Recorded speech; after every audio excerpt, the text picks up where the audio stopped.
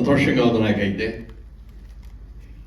అక్కినేని నాగేశ్వరరావు గారి శత జయంతి ఉత్సవాల్లో పాల్గొనే అవకాశం నాకు కలగజేసిన వెంకట గారికి, నాగార్జున గారికి, మొత్తం వాళ్ళ ఫ్యామిలీ మెంబర్స్కి అందరికి కూడా నాకు కృతజ్ఞతలు తెలియజేస్తున్నాను. నేను చిన్నప్పుడు చదువుకునేప్పటి నుంచి కూడా నేను నాగేశ్వరరావు గారి అభిమానిని. నాగేశ్వరరావు గారి సినిమా, అందులో సావిత్రి గారు కూడా ఉన్నారు సినిమా అంటే మొదటి రోజు మొదటి ఆరు చూడటమే కాకుండా మా ఏలూరులో ఆ సినిమా ఎన్ని రోజులు ఆడితే అన్ని రోజులు 4-5 సార్లు నాకు కనీసం వెళ్ళి చూసి ఇచ్చేవాడు. అంతటి అభిమాని. అలాంటి అభిమానితో ఎప్పుడైనా ఒకసారి ఆటోగ్రాఫ్ తీయించుకోగలుగుతామా అనుకున్న నాకు ఆయన పక్కన నటించే అవకాశాలు రావడం, ఒక సినిమా కాదు చాలా సినిమాల్లో కలిసి నటించే అవకాశాలు రావడం అన్న చాలా అదృష్టం అనుకుంటాను. మరి కమిట్మెంట్ చెప్పాలంటే ఒకే ఒక సందర్భం. మేము రాజేశ్వరి కళ్యాణం అని ఒక సినిమా చేసాం. ఆ సినిమాకి చాలా నంది అవార్డులు కూడా వచ్చినాయి. నాగేశ్వరరావు గారును వాణిశ్రీ గారు దాంట్లో మెయిన్ రోల్స్, క్రాంతి కుమార్ గారు డైరెక్ట్ చేశారు. క్రాంతి కుమార్ గారు అన్నారు, పాట మనం దేవిపట్నం అని గోదావరి ఒడ్డున అక్కడ షూటింగ్ చేస్తాం, అక్కడ సెట్ అది వేసాం. మురళీమోహన్ రేపు నుంచే సాంగ్ తీయాలి, చాలా మంచి సాంగ్ అది, ఎందరో మహానుభావులు అందరికీ వందనాలని త్యాగరాజు కుడితేది. మరి ఈ సినిమా నాకైతే ఆ పాట బిఫోర్ సన్ రైజ్ వచ్చే లైట్లో తీయాలని ఉంది నాకు. మరి రాజమండ్రి నుంచి నాగేశ్వరరావు గారు, వాణిశ్రీ గారు రాగలరో లేదో నాకు తెలియదు. నువ్వేమైనా ప్రయత్నం చేసామని కనుక ఒప్పిస్తే దాన్ని అద్భుతంగా మనం తీద్దామని చెప్పాను. ఏమండి కష్టమేమో, అంత పెద్దాన్ని మనం ఇబ్బంది పెట్టడం కరెక్ట్ కాదేమోనండి అన్న. ప్రయత్నం చేయవయ్యా, ప్రయత్నం చేస్తే తప్పే ఉంది అన్నారు. ముందు నాగేశ్వరరావు గారి దగ్గరికి వెళ్ళి ఇట్లా అన్నారండి క్రాంతి కుమార్ గారు డైరెక్టర్ గారు. అంటే ఏం చేద్దాం, బాగానే ఉంటుంది కదా చేద్దాం, కానీ ముందే వాణిశ్రీని అడుగున్నాడు. అదేమిటండి అన్న, ఆవిడ మేకప్ వేసుకోవడానికి 2 గంటలు పడుతుంది, ఆవిడ అక్కడ చేసుకొని అక్కడి నుంచి బయలుదేరి దేవిపట్నం వచ్చేటప్పటికి ఎంత టైం పడుతుందో నీకు తెలుసు కదా అన్నారు. సరే వెళ్ళి ఆవిడ దగ్గరికి వెళ్ళి అడిగాను. నాగేశ్వరరావు గారు ఏమన్నారు అన్నారు. ఆవిడ వస్తానన్నారండి, మిమ్మల్నే కనుక్కోమన్నారు అన్న. అయితే వచ్చేస్తాను నేను కూడా అన్నాడు.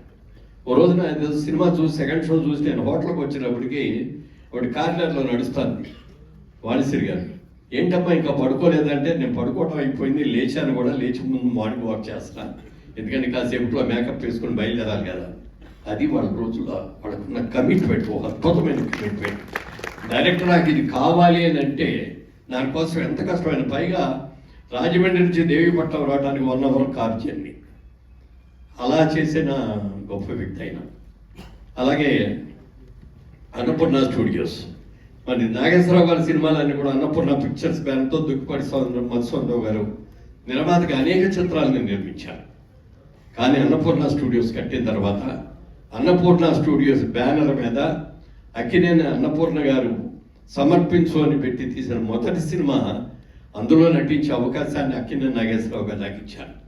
నేను ఆ రోజు అడిగాను ఆయన, అదేమిటి సార్ మీ స్టూడియో పేరు మీద సినిమా తీస్తారు, అన్నపూర్ణ గారు సమర్పిస్తున్నారు, మీరు హీరో వేయాలి కానీ నన్ను పిలిచారు ఏమిటండి అంటే, ఈ క్యారెక్టర్కి నా ఇమేజ్ ఎక్కువైపోతుందయ్యా, నీ ఇమేజ్ కరెక్టు అని చెప్పన్నారు ఆయన.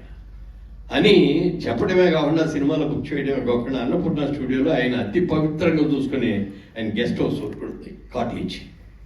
ఈ కాటేజ్ నేను ఇంతవరకు ఎవరికి ఇవ్వలేదు, మురళీమోహన్ నీకు ఇస్తున్నాను, నేను ఈ కాటేజ్ని ఎంత పవిత్రంగా చూసుకున్నాను, నువ్వు కూడా అంత పవిత్రంగా చూసుకోవాలి అన్నారు.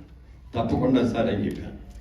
అలా ఆయనతో ఎన్నో ఎన్నో కబుర్లు చెప్పేవారు. ఇండస్ట్రీస్కి వాళ్ళు వచ్చిన రోజుల్లో ఎన్ని కష్టాలు పడ్డారు, ఎన్ని సమస్యలు ఎదుర్కొన్నారు.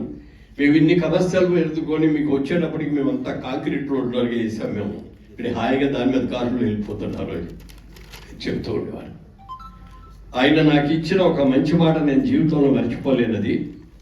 అది మా సినిమా ఇండస్ట్రీలో శ్రీరామచంద్రుడు ఎవరన్నా ఉన్నారంటే మురళీమోహన్ అని చెప్పి రవీంద్ర భారతిలో చెప్పడం కాకుండా అమెరికాలో కూడా అనేక వేదికల మీద ఆయన చెప్పారు. ఆయన నాకైతే అది ఆస్కార్ అవార్డు కంటే కూడా చాలా ఎక్కువగా పెరుగుతాయి, అంత అద్భుతంగా నాకు ఇచ్చారు. బట్టి ఎందుకంటే అది నా సన్మాన సభ కాదు, నా గురించి మాట్లాడాల్సిన అవసరం కూడా లేదు. అయినప్పటికీ కూడా ఆయన నా మీద ఒక విహారంతో చేసినందుకు వారికి మనస్ఫూర్తిగా వారి ఆత్మ ఎక్కడ ఉన్నప్పటికీ కూడా మరి వారి ఆత్మ, ఎందుకంటే ఆయన ఎక్కడికి వెళ్ళరు, ఇక్కడే ఉంటారు, హైదరాబాద్లో ఉంటారు. ముఖ్యంగా హైదరాబాద్కి ఫిల్మ్ ఇండస్ట్రీస్ని తీసుకొచ్చిన ఘనత ఎవరికి దక్కిందంటే అక్కినేని నాగేశ్వరరావు గారి.